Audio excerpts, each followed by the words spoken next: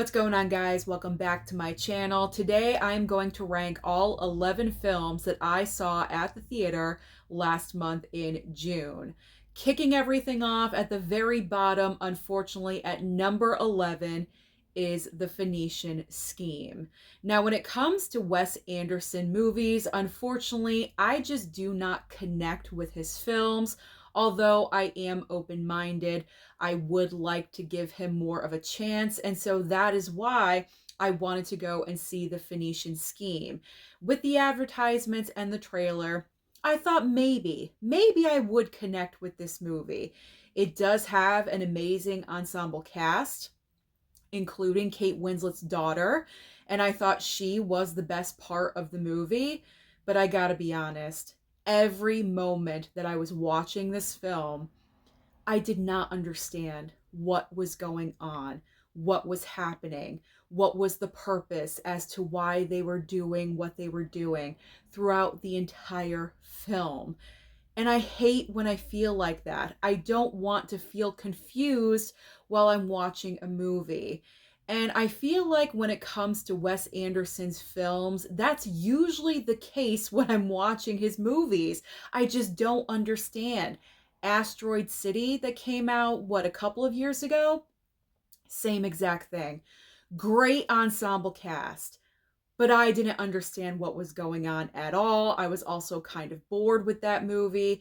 I wouldn't necessarily say that I was bored with the Phoenician Scheme, but I just didn't get it. So this was another Wes Anderson film that I just did not connect with.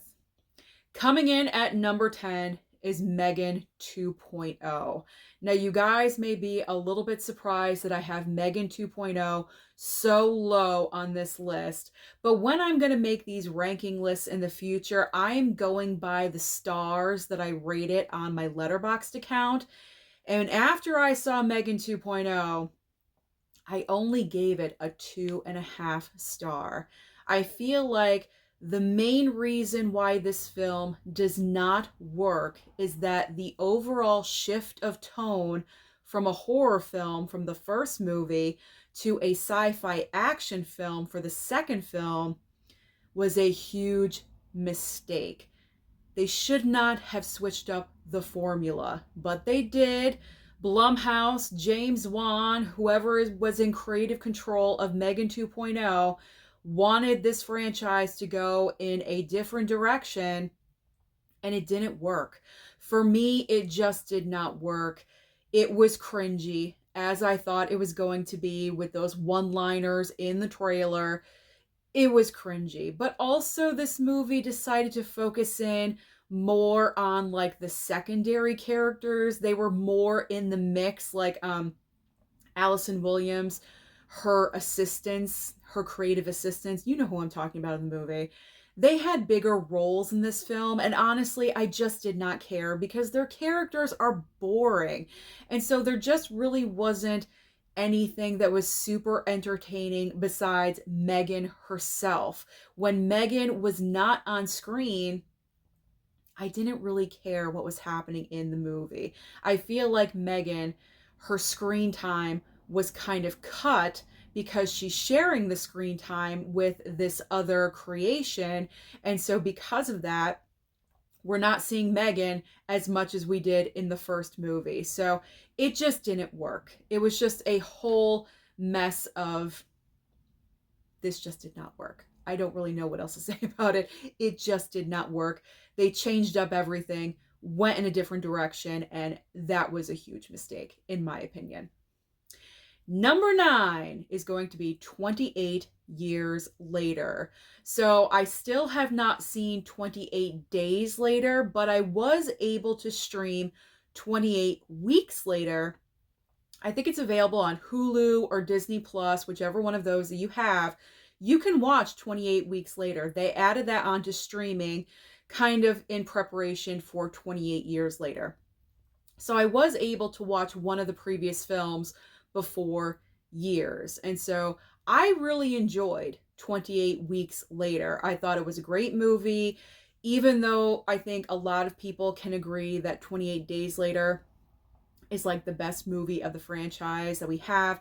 I still have not seen that one, so I can't comment on that. But I enjoyed Weeks Later. So it kind of got me ready for years and I was excited for it. And when it was finished, the ending of the movie aside, because that is just a completely different subject to talk about. I think everyone is talking about the ending of 28 years later. It just kind of just makes no sense at all whatsoever, at least to me. But the entire plot line of the movie, I'm trying not to go into a huge amount of detail to spoil this, but it kind of follows this formula that Hollywood has been doing lately, where we kind of have two completely different stories happening. And so Hollywood decides to mesh them together and put out a movie. I'm so tired of seeing that in all of these different films because it just does not work. We are pretty much following a young boy in this movie, and for like the first half of the film, we are with him and his father, and it's kind of more like action packed. And then in the second half of the movie, we get him and his mother, and it's way, way dramatic and very serious and very emotional. And it just didn't really make sense as to why both of these were meshed together in one movie. Again, a shift in tone from the previous film that I watched, where Weeks Later was more consistent. You had one plot line that was happening, one plot line, and it worked. Whereas with Years Later, it just didn't work for me. It just did not. I didn't know what kind of movie Years Later wanted to be. I was just a little confused. And then you have the ending that everyone was talking about. Either you love it or you hate it. I did not really care for it. And so we are supposed to be getting a second film. They already shot the movie apparently, and that is going to be coming out in January. That makes me a little bit nervous because, as we know, January is the dumping ground for movies. So I'm not really sure how the next installment is going to perform. I'm not really sure if I even want to go and see it. I mean, I probably will because this is what I talk about, but I'm not looking forward to it. I'm not super excited. So 28 years later just really was not what I expected. Coming in at number 8, we have Karate Kid Legends. So, Karate Kid Legends, I wasn't really expecting anything huge from this film, and I was right to think that because pretty much the entire movie is a baseline of the first Karate Kid, and there's just really nothing that stands out about Karate Kid Legends. It's a solid movie. I gave it a 3 star. I don't absolutely love the film, but I don't hate it. It's definitely not the worst movie that I saw in the month of June, clearly. But it's like, why are we still making Karate Kid movies? That's kind of what I want to ask at this point. Like, how are we going to make Karate Kid different going forward in the future if they are going in that direction? And I believe they are, because there is kind of like a post credit, or there is some kind of scene afterwards, post credit scene, where it kind of alludes that this is going to go on, so I would like to see something different. I would like to see something different and new brought to the table. But I mean, Karate Kid Legends was fine. It was fine. But I would rather watch the other movies on my list in the anything above spot number 8, where Karate Kid is, over Karate Kid Legends, because it just didn't blow me away. It wasn't like, wow, this is awesome, this is fantastic. I did not have that feeling. Plus, I was the only one in the theater. I had a private showing of Karate Kid Legends. So, I mean, that was fantastic. I had a great movie experience because I was the only one, but that says a lot. I was the only one. Coming in at number 7 is Bring Her Back. So this movie is the follow-up film from the director brothers that gave us Talk to Me. And I was really looking forward to what these directors were going to do next because I really love Talk to Me. I believe it was my second favorite horror film of that year, a couple of years ago. And so I was anxious. So they came out with Bring Her Back. I don't think Bring Her Back is better than Talk to Me. I think Talk to Me is still right there at the top, but not saying that Bring Her Back is a bad movie because it is not. This is a film that heavily relies on performances, and the performances in this film definitely deliver. Pretty much, you have four main characters in this movie. You have three child performances, and all of them were great. There was not one that really stuck out where I was like, not so great, not so good. They were all fantastic. In particular, there is a younger boy who is like the victim in this film, and he blew me away. So fantastic. He has a very bright future ahead of him with acting because I thought he was incredible in this movie. But the true standout of this film is Sally Hawkins. If Sally Hawkins was not cast in this movie, if it was someone else, I feel like the film probably would have shifted a little bit. Maybe it would not have been as good because the way Sally Hawkins portrays this character, this foster mother character, is just so sinister.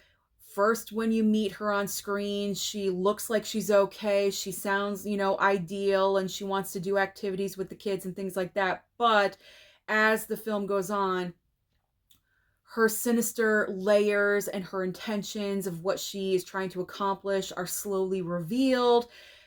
And the way she portrays this foster mother is just so unbelievable. So Sally Hawkins is definitely the highlight of Bring Her Back. I will watch the movie again. I would be happy to watch the film again. Do I want to own it? I don't know. I'm not really sure. We'll see. We'll see what happens in the future with that one, but I would definitely watch Bring Her Back again for the performances because they were amazing. Coming in at number 6, we have got Dangerous Animals. So Dangerous Animals does have sharks in the film, but this is not exactly a shark movie. This is all about Jai Courtney. He is a boat captain. He kind of like runs these tours where you could swim with the sharks and things like that. But he has a secret, and that secret is that he's a killer. He's like a serial killer, and he's kind of ingenious because he uses the sharks to get rid of his victims. So they disappear and no one ever knows what happens to them. So first of all, I really, really enjoyed this movie. It's not a perfect film by any means, but Jai Courtney's psycho performance in this film is just so fantastic because there's one point where it's not like he's doing this for money. I thought that's where this movie was going, where kind of like with that movie Fresh with Sebastian Stan, with what he was doing in that movie for other people. I thought that's kind of the direction this movie was going to go with Dangerous Animals, that Jai Courtney was doing this for other people, and so he was getting paid like because he videotapes what happens to his victims. So I thought those videotapes were going to people that were paying big money. But no, that's not where this movie goes. Because I thought, okay, he's got to be making a decent kind of income for him to keep on doing this. But no, he's just doing this for himself. And so he is just like dancing around and having a great time while he's, holding people in the bottom level of his boat, and they're like going crazy and trying to break out. I mean, this guy is psychotic. He is crazy. So Jai Courtney's performance in Dangerous Animals is one of the best things about the movie. But also, the final girl, loved her. I loved the final girl. Now, don't get me wrong, because this is a horror film, there are, bad decisions, dumb mistakes, bad decisions, as I always say. Like double tap, don't hit him one time and then run. There's always that mistake. But I will say, for the most part, the final girl of this movie fights for her life. Things that she does in this movie, I am not sure I would be able to do to myself to get out of that situation. I don't know. I mean, unless you're in that situation, you have no clue what you would do. But she was good. She was good. Really enjoyed The Final Girl. So, Dangerous Animals, if you guys have not seen it, I highly recommend. It's a, I hate to say it's a fun movie, but it is. It's a fun movie. You have sharks in there, which I also thought was good that they were not the primary element in the movie. It's not a shark film. They're just assisting, they're unknowingly assisting Jai Courtney with his psychoticness, if you will. So I really enjoyed it. Watch it. I believe it's going to Shudder. It's from Shudder, so it's going to be on streaming. It'll probably be there soon. Now let's talk about the top 5, the best of the best from the month of June. Coming in at 5th place is Lilo and Stitch. You guys are probably surprised that I even went to go and check out this movie, but I did because you know what? All the talk and all the hype about Lilo and Stitch, I just wanted to check it out. I had time. I was bored during the week, so I'm like, you know what? Let's go check out Lilo and Stitch. And I loved it. I really, really loved it. I thought it was so well done. And I think the reason why I thought the movie was so great was because I still have not seen the original Lilo and Stitch. And so because I have no knowledge of anything that came prior, I just went into the live action Lilo and Stitch. I watched it for what it was, and I highly enjoyed it. It's not a perfect movie, but I gave it a 4-star. I mean, it's up there on my ranking. I gave it a 4-star, really enjoyed it. There were a couple times I welled up with tears, in particular towards the end, of course. So Lilo and Stitch comes in at 5. 4th place goes to Materialists. I really enjoyed Materialists because this was a mature romantic drama. It was not a rom-com. Movies like Materialists, we don't receive a lot nowadays unless they're from Celine Song, apparently, because we did get Past Lives a couple of years ago. And for me, as a writer-director, she's now 2 for 2. It's really a shame that with Materialists, it's kind of getting dogged on just a little bit because people are going in to see this movie thinking that Materialists is a rom-com, and it is not. That is not the point of this movie. It is all about serious adult romantic relationships and reasons as to why you should be dating or not, the consequences of making choices, and it's very, very serious. And I liked that because I feel like with romance films nowadays, it's just so easy to slap on the rom-com label and people are falling over into garbage cans and ha ha ha, and it's just so ridiculous. I know that's a weird like comparison that I just did, but you know what I'm saying? It's like everything is okay, the world is your oyster, and life is not like that, okay? Like, life is not like that. Life is serious sometimes, and we do want those serious romantic movies. Movies like Materialists, I would rather watch a movie like that than over a rom-com any day. So I really appreciate the movie. The one aspect about the film that I just did not really care for was the direction that Dakota Johnson's character chose to go at the end of the film. I would have rewritten that to be a little bit different, but that is just me. That is my choice. Not saying it's a bad movie. It doesn't really like sour the film for me, but that is a choice that I was like, I don't really agree with that. I don't think her character would have done that. I guess I understand why she did what she did, but I would have had the character make a completely different decision. But overall, Materialists, I really enjoyed it. Now we are going into the top three. In third place is Ballerina. It is such a shame that Ballerina has gotten overlooked completely. I absolutely loved this film. It is action packed from beginning to end. Ana de Armas is so fantastic in this film. You can really tell all of the time and preparation that she did for this movie. She's absolutely incredible. She is nonstop. She is right up there with Keanu Reeves. I am not kidding you. She is so good in this movie. There are a couple of bits here and there where I was like, I guess story has been like the one complaint about the movie that I have heard. Also, I do want to say, I believe his name is Norman Reedus. I thought his character would have been used a little bit more. It was kind of not shocking, but I guess disappointing that you are casting an actor like this, but you're not really utilizing him as much as I thought he was going to be. So that was a little bit like, like I said, disappointing. But other than that, loved it. Absolutely loved Ballerina. So I don't know what happened there. Was it the release date?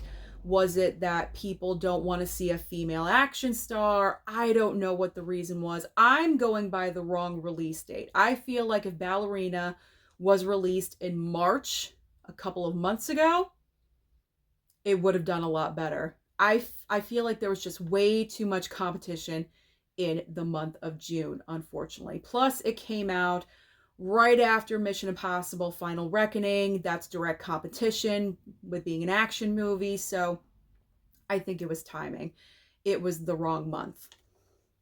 So there were two movies in the month of June that I gave perfect 5 stars for. And that rarely happens. But both of these movie going experiences for me were just so incredible and so amazing. So my runner-up in second place is How to Train Your Dragon. I wasn't even sure if I was going to go and see this movie, but I went, and let me tell you, I was blown away by how fantastic this movie is.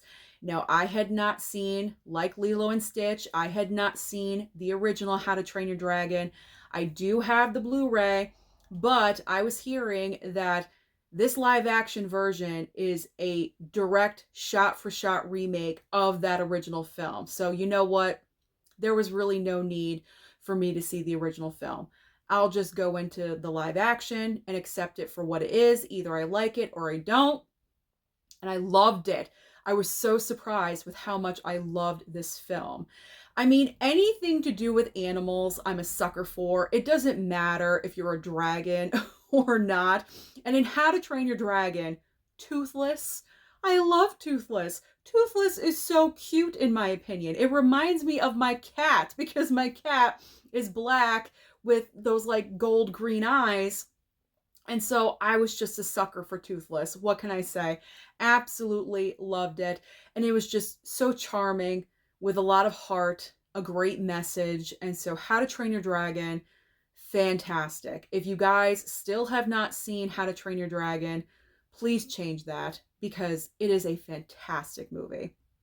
But it's not my number one. My number one, you guys can probably guess, but number one is F1, the movie, my other 5-star film from the month of June. I was so blown away by this film. I knew it was going to be good. It had all of the ingredients for a fantastic movie. You have Brad Pitt, you have F1 racing, which is going to be amazing in a, what was I going to say? In Dolby, or I lost my train of thought. A car went by, which is going to sound amazing in Dolby or IMAX. So the sound factor, you have the director of Top Gun Maverick, Joseph Kosinski. So all of those factors, I knew this movie was going to be incredible. It so surpassed that. F1 the movie is a movie theater experience. The sound from F1 completely engulfs you and you feel like you are there. My dad and I went to the Dolby showing and it was absolutely incredible and amazing. Yes, the film is a little bit long. It runs about like 2.5 hours or something like that. I didn't feel it. I did not feel the runtime at all. It was a very steady pace. It just kept going very naturally. The casting of this movie, I thought everyone was perfectly cast in this film. And what I really appreciated is that Carrie Condon is in this movie. And she does at one point have a little bit of a romantic relationship with Brad Pitt's character. What I really appreciated is that they had an actress that was age appropriate to Brad Pitt. You could have very easily have went with an actress 10, even 20 years younger, but they did not. They went with Carrie Condon. I thought she was a brilliant choice. She was really great in the movie. And she was the reason why she was also really great was because she was able to go up against the guys, you know, because she's one of very few women in the movie. So she really held her own and stood her ground. And, you know, at one point she has to sit down with Brad Pitt and his teammate slash opponent who he's having this conflict with. I forget the actor's name. I totally apologize. But she sits down with both of them and you could tell she's running things. So I loved her character. I thought her character was fantastic. The only little minute little like pick that I'm going to have with the movie is that we have a lot of accents in this movie. Carrie Condon has a natural like Irish accent or Irish brogue, and then there's several English accents in the movie, and those can be quite thick as well, amongst other accents. So there were some points in the movie where it was kind of difficult for me to understand exactly what they were saying, but that did not hinder the entire experience of the film. So you got to go and see this movie. You have to see F1, the movie. It was so fantastic. If this movie does not get nominated for Best Sound at the Oscars for this year, that's a crime. That is a crime because it is fantastic. If there's one award that F1 can get nominated for, it is Best Sound. So that is my ranking. There we go. I always have to mess up at some point. That is my ranking for the 11 films that I saw at the movie theater last month in June. Comment down below and let me know your thoughts about any of these movies, or if you have your own personal ranking that you want to share, please feel free to do so. Don't forget to like and subscribe before you leave, and I'll see you next time.